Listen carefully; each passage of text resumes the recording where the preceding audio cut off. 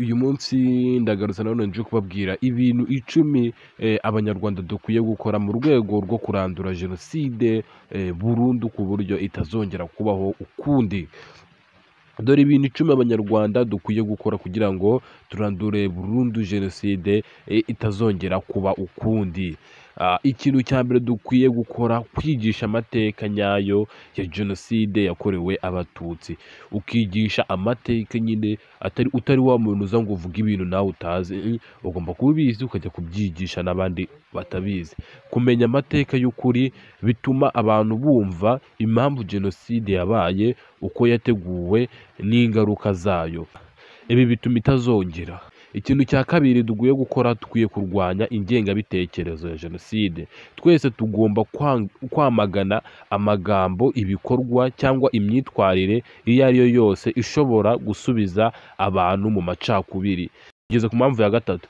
Impamvu ya gatatu, kwigisha urubyiruko indangagaciro z'ubumuntu n'ubwiyunge. Abo ari bo bose bavamo abayobozi b'ejo hazaza bagomba gukura bazi agaciro k'ubuzima bw'abandi no kubahana. Tugeze ku cyo twakora cya kane kugira ngo turandure jenoside burundu mu mateka ntizongere kubaho. Kunoza gahunda y'ubumwe n'ubwiyunge. Dukwiye gukomeza gushyigikira ibiganiro, amahugurwa n'ibikorwa byubaka ubumwe hagati y'abanyarwanda bose. Icyo ni ikintu cya kane twakora. Tugeze ku cya gatanu.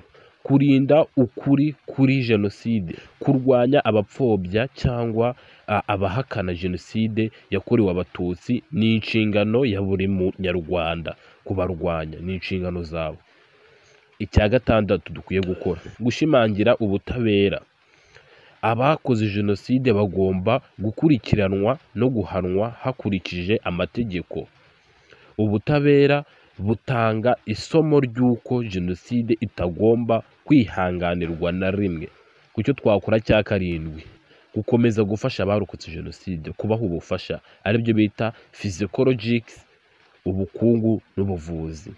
Ni ugukomeza kububakira icyizere mu buzima no kubereka ko batatereranywe. Kwigisha amahoro n'ubworoherane mu mashuri. Icyo ni ikintu cya munani twagombye gukora kugira ngo turandure jenoside. Kwigisha amahoro n'ubworoherane mu mashuri. Ubutumwa bw'amahoro bugomba kuba igice cy'imyigire kuva mu mashuri abanza kugeza kaminuza. Baravuze ati ikintu cya kane tugomba gukora, ubutumwa bw'amahoro bugomba kuba igice cy'imyigire kuva mu mashuri abanza kugeza kaminuza. Ikintu cya cyenda dukwiye gukora, kwirinda ivangura iryo ari ryo ryose. Twese tugomba guharanira uburinganire, ubwisanzure n'ubutabera ku bantu bose nta vangura. Ikintu cya 10 nacyo cyarimo dukwiye gukora. Hari n'ibindi byinshi gusa ngiye munsi nivuze kubabwira ibintu 10. Gushyira imbere ibikorwa by'ubufatanye n'ubwubahane.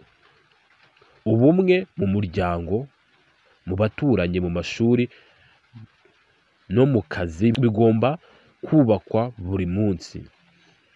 Ibyo ni ibintu rero 10 dukwiye gukora kugira ngo turandure jenoside ntizongere kubaho ukundi mu mateka y'u Rwanda ndetse no ku isi hose. Icyo usabwa we nta kintu ukora, subscribe twibana ibiganiro nk'ibi ngibi byungura ubwenge kandi bifasha urubyiruko, abakuze ndetse n'abana batoya.